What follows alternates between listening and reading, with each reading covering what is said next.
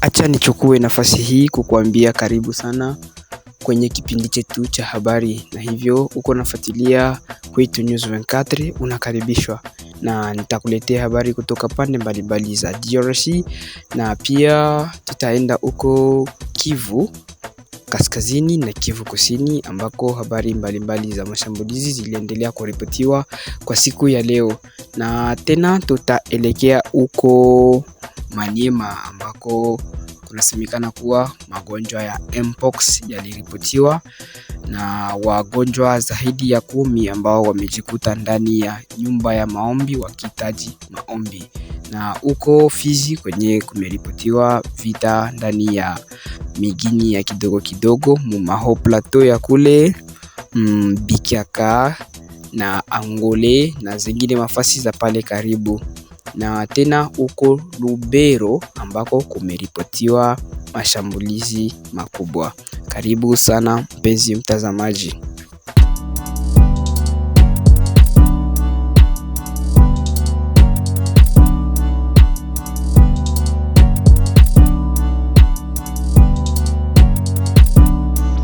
Tuelekee uko kumilima ya Fizi, mingine ya kidogo kidogo sa vile Angole, Bikiaka na Nehel.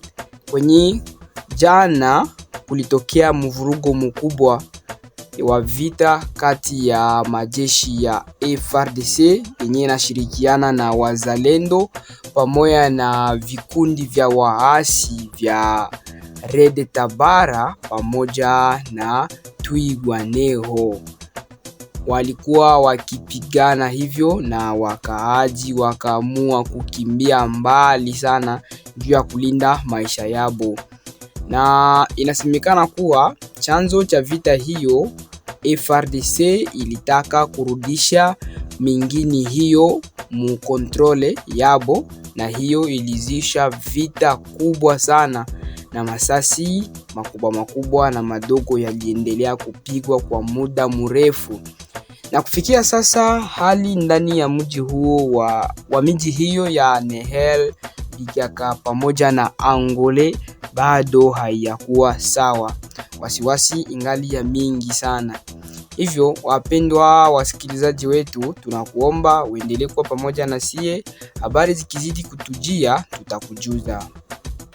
Acha basi tuzungumuzie habari ya usalama uko Nord Kivu, mu territoire ya Lubero, mu village ya Migembe yenye iko mu 30 km karibu na centre ville ya Lubero.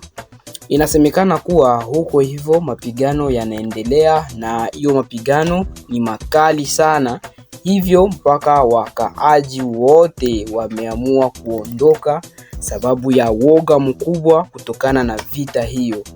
Na inasemekana kuwa waasi wa M23 pamoja na wazalendo waliendelea kupigana, na waasi hao walivamia kambi ya wazalendo na kuichoma moto, na hiyo ilifanya hadi bakaaji ya mwingine kuamua kukimbia juu ya boga na kupenda kulinda maisha yabo, na hivyo walikimbilia mingine yenye kuwa pale karibu.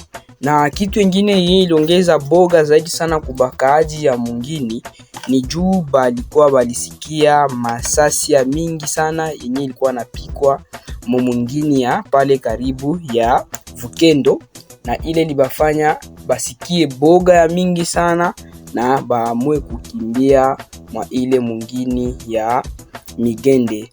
Hiyo ni habari yenye ilikuwa napitikana huko Lubero. Sasa tuhamie Rwanda nako kwenye inasemekana kuwa serikali ya Rwanda imepeleka kesi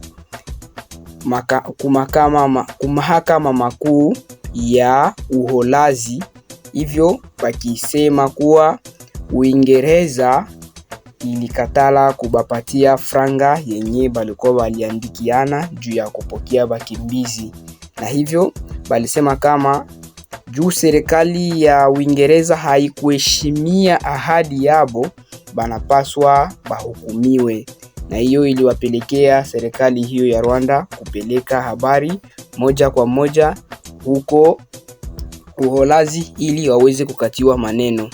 Lakini Uingereza ilisema kuwa kutokana na jinsi Rwanda inakuwa inatumia hela zao zenyewe wanawapatia kwa ajili ya wakimbizi, ile ilifanya bakatishe mpango wa kuwapatia hela zingine juu balisema kuwa a peu près 700 million ya pound inatumiwaka juu tu ya bakimbizi ba ine ndo bahamishwe, ili lifanya basitishe kupokea bakimbizi au kupatia Rwanda franga zabo juu ya kuaccueillir bakimbizi.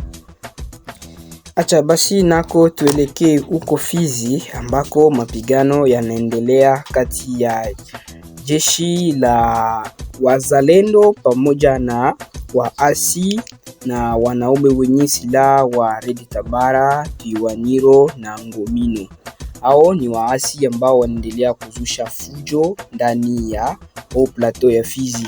Lakini inasemekana kuwa tangu wakati kikosi cha wanaume wanaoitwa Ibu walipowasili tu, na hiyo ikafanya nguvu ziendelee kuongezeka kwa vikosi hivyo viwili, wazalendo na Ibu, na kupigana na kuwatosha wahasi hao ndani ya mingini mbalimbali ya huko Fizi mwiyo maho plateau, kama vile mwingine ya Angule, Bikiaka na Nehel katika eneo hilo la Haut Plateau.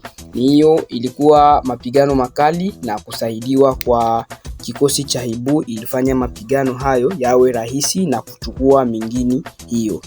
Na kulingana na taarifa mbalimbali, inasemekana kuwa waasi hao wa Red Tabara, Twirwaneho na Ngomino wameanza kujiondoa ndani ya mingini yenye balikuwa wanakamata na kurudia huko Minembwe, na wengine walirudia mahali kwenye walikuwa banatoka.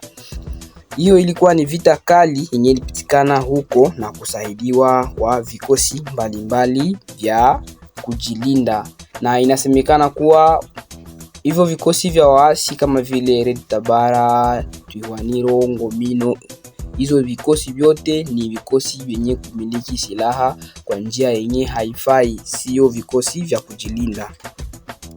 Twende basi na huko nako Lubutu mu province ya Maniema, kwenye tulipata habari kuwa kulipatikana bagonjwa 10 ya Mpox penye balikuwa mu chambre ya priere bakiomba Mungu abaponeshe kutokana na ile bugonjwa, na ilikuwa chambre ya priere ya kanisa ya CECCA 16 yenye iko mwingine ya Lubutu mumtaa wa Ndeka. Na kulingana na habari, batu hao walikuwa wanajifungia mu maombi bakiaminia kuwa Mungu atabaponesha kupitia sala, na ugonjwa iliendelea kuenea baadhi ya batu mule mhopitale. Na kwa saa hii gisi tuko tunakupatia hii habari, batu batatu balipelekewa mhopitale, na hivyo bakaanza kupata matibabu mbalimbali, na hali yabo tutawajulisha tu wakati itafaa. Na habari wengine 7 balisema kuwa ile bugonjwa sio ya kawaida, na kusema kama ni bulozi balibaroga ndio maana balipata ile bugonjwa. Lakini kwa kuwa serikali iko pale, ilibaomba baende kupata madawa za afya na kupata matibabu yenye itafanya afya yabo ikuwe mzuri.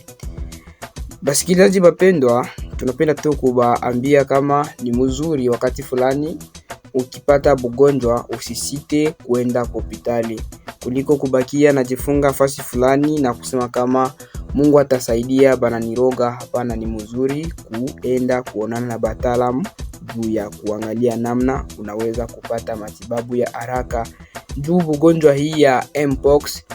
Ikiwa utashirikiana na bataalamu ni bugonjwa yenye kupona haraka sana, lakini ikiwa tu utabakia na kusema Mungu ataniponesha kimuujiza, bila shaka maisha yako iko hatarini. Ndio maana tunakuomba wakati wowote ukikuwa na tatizo la afya, baone bataalamu ili kujua jambo la kufanya.